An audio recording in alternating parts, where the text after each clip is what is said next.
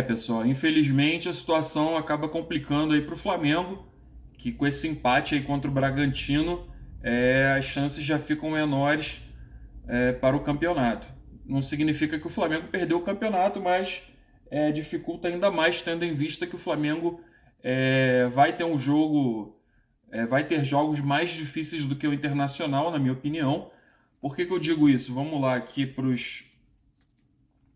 Internacional. Ele vai pegar o Sport, né, jogando em casa. Então, acho que o Internacional tem uma boa probabilidade aí de vencer o Sport.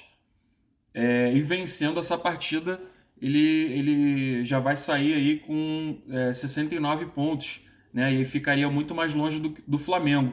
O Flamengo, mesmo vencendo o Bragantino hoje, já ficaria complicado por causa desse jogo contra o Sport que o Internacional vai fazer, né?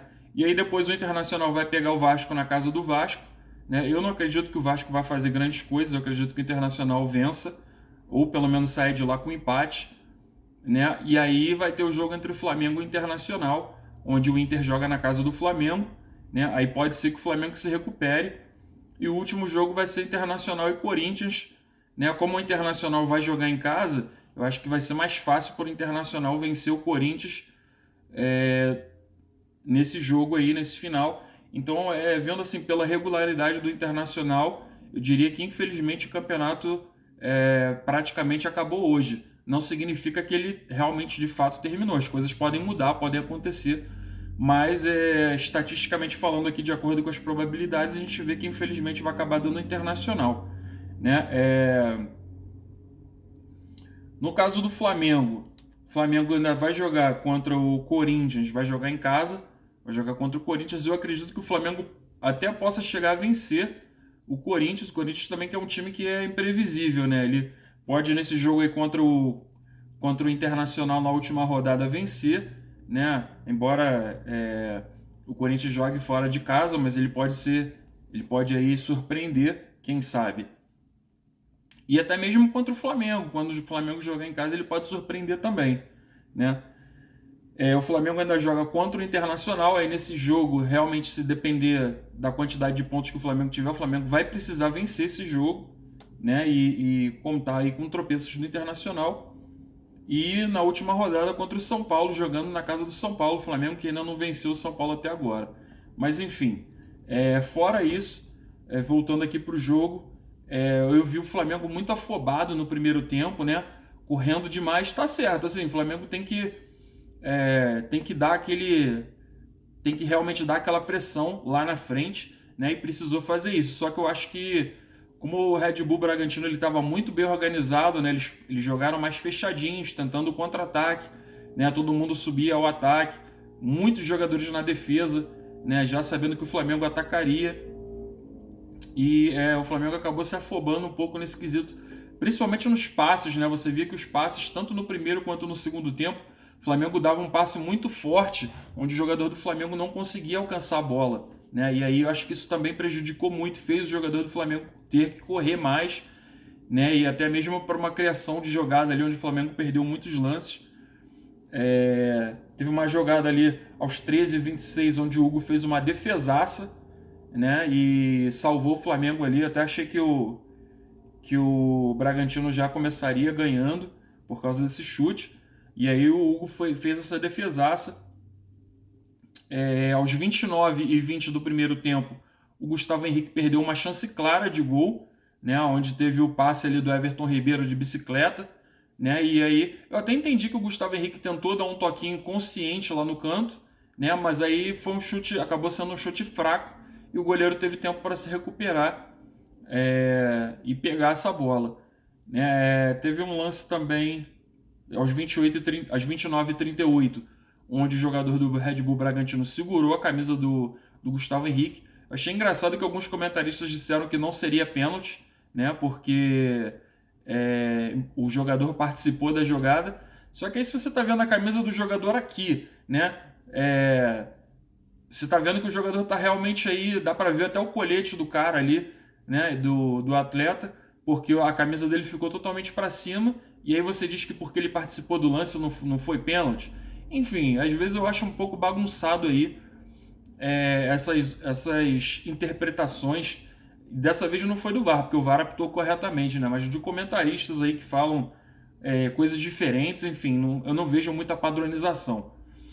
E aí foi o pênalti, foi o gol do Gabigol de pênalti. Ele bateu de um lado, o goleiro foi para outro canto.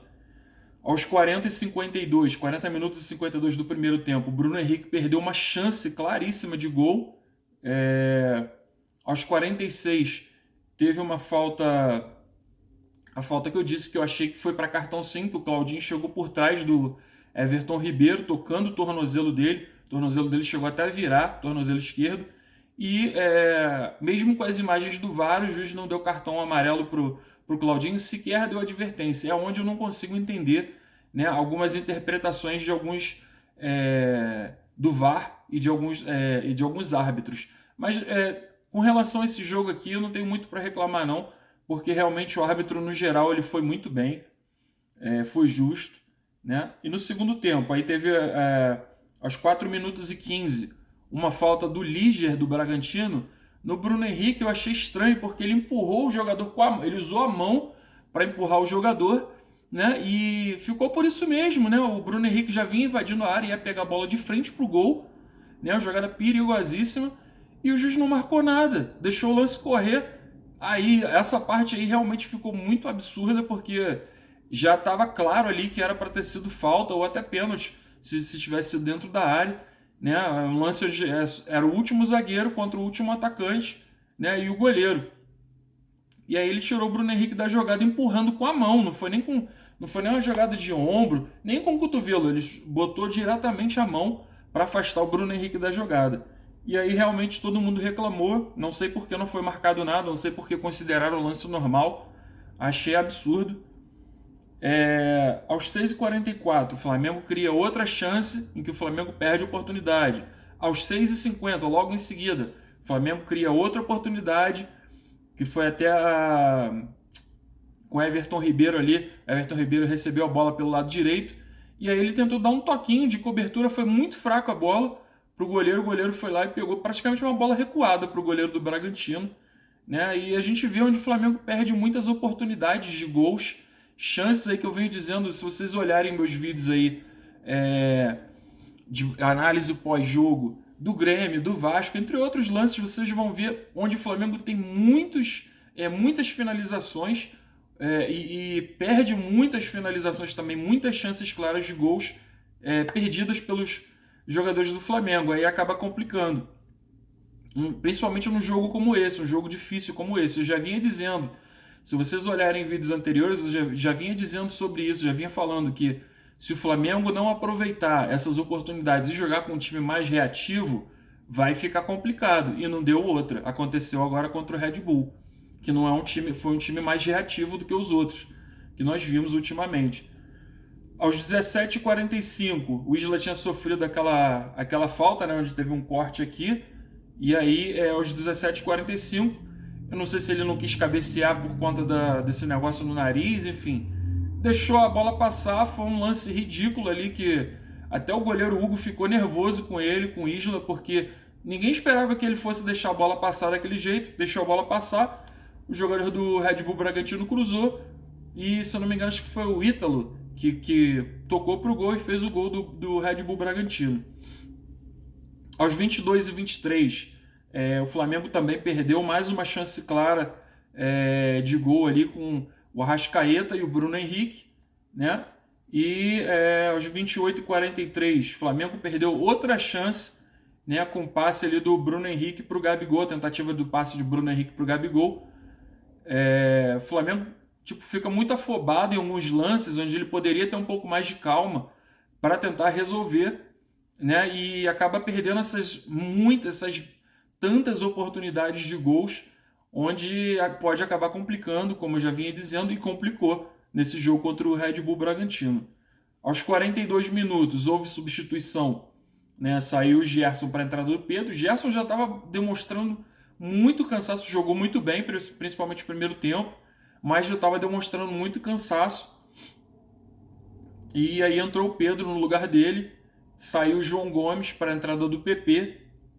Aos 45h50 o Bruno Henrique saiu para a entrada do Vitinho e o Isla saiu para a entrada do Mateuzinho, né? E aí o jogo terminou, o Flamengo teve mais uma chance no finalzinho, perdeu a oportunidade, né? Foi até um cruzamento ali do Mateuzinho e acabou 1-1, infelizmente.